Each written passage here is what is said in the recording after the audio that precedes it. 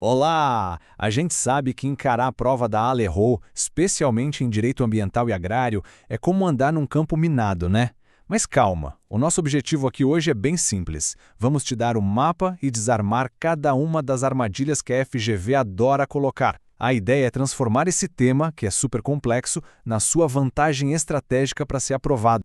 E olha, todo o nosso papo aqui, toda a nossa estratégia é baseada no caderno de estudos do professor Lessa. Pensa nesse material como um verdadeiro mapa tático para a prova. Ele já fez o trabalho duro, já marcou os pontos críticos e agora a gente vai mergulhar em cada um deles para garantir que nada, absolutamente nada, passe batido. Então vamos direto ao que interessa. Com a FGV, não adianta só saber a lei de cor e salteado. Tem que pensar como a banca, tem que antecipar a jogada deles.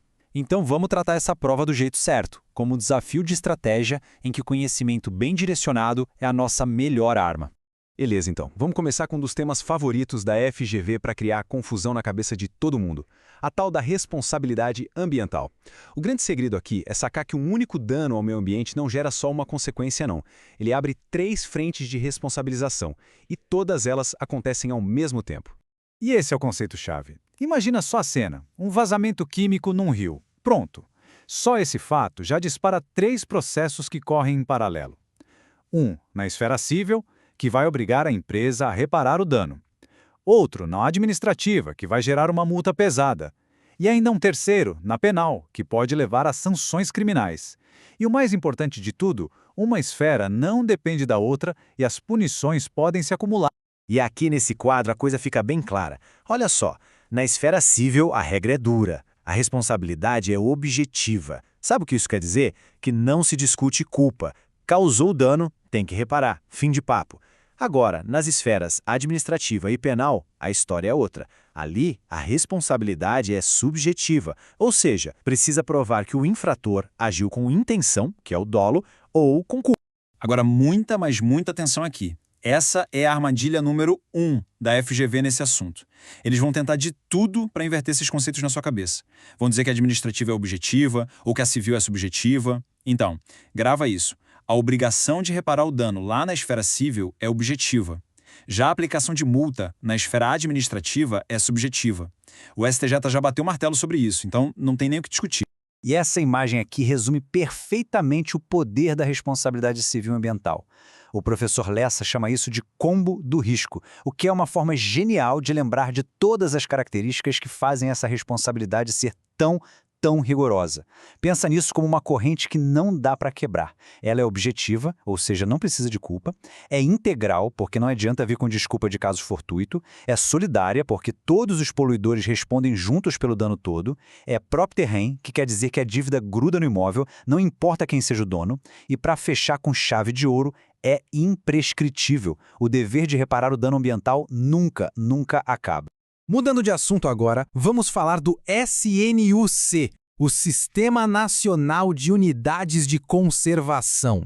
Olha, o segredo aqui não é ficar tentando decorar o nome de todas as categorias, não. O ponto que a FGV explora é a lógica por trás do sistema, a diferença básica entre aquelas unidades que são tipo um santuário intocável e aquelas que permitem sim algum tipo de uso pelas pessoas.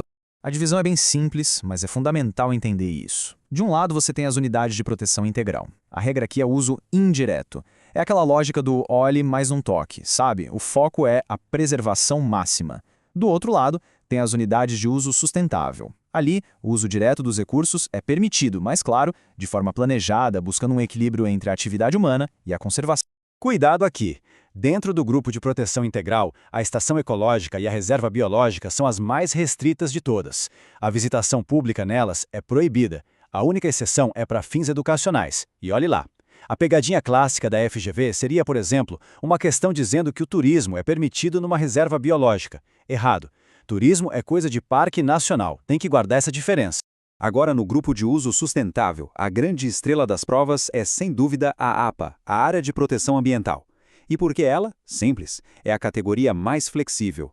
Geralmente são áreas enormes, que permitem ter propriedade privada, atividades econômicas, tudo isso, desde que, claro, seja compatível com a proteção do meio ambiente. A FGV simplesmente adora cobrar esse detalhe. Vamos entrar agora em direito agrário, num tema que causa uma confusão danada. a reforma agrária. E aqui tem o que o professor Lessa chama de regra de ouro. É um princípio que, se for bem entendido, resolve um monte de questão de prova de uma vez só. A pergunta central é essa aqui. Uma propriedade que está produzindo, gerando riqueza, mas que, vamos supor, não cumpre alguma regra ambiental. Essa propriedade pode ser desapropriada para fins de reforma agrária? O que você acha?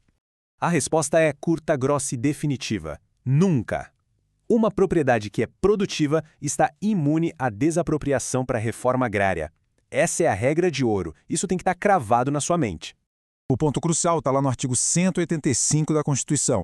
A produtividade funciona como um verdadeiro escudo. Exatamente. E aí vem a maldade da banca. Ah, mas e se a fazenda não cumpre a função social, ambiental ou a trabalhista?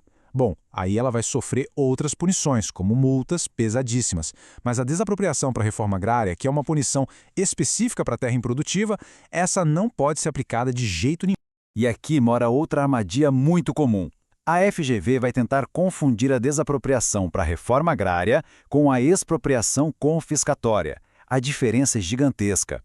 Na reforma agrária, o problema é que a terra é improdutiva e o proprietário recebe uma indenização por ela. Já na expropriação confiscatória, o motivo é um crime, tipo plantar maconha ou usar trabalho escravo, e a indenização é zero. O proprietário perde absolutamente tudo. Certo, pessoal? Vamos para uma revisão final, um bate-bola rápido para fixar de vez aqueles pontos que são inegociáveis, aqueles que não dá para chegar no dia da prova com qualquer dúvida. Primeira pergunta, bem direta. A obrigação de reparar um dano ambiental, ela prescreve com o tempo? Não, de jeito nenhum. O STF já decidiu isso lá no tema 999. A pretensão de reparação civil por dano ambiental é imprescritível. Lembra daquela corrente inquebrável do combo do risco? Pois é, esse é um dos elos. Ponto final.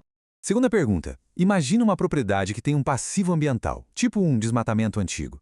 Se essa terra for vendida, de quem é a responsabilidade de reparar? Com certeza, a responsabilidade acompanha o imóvel. A obrigação é o que a gente chama de propter rem, ou seja, própria da coisa. A súmula 623 do STJ deixa isso bem claro.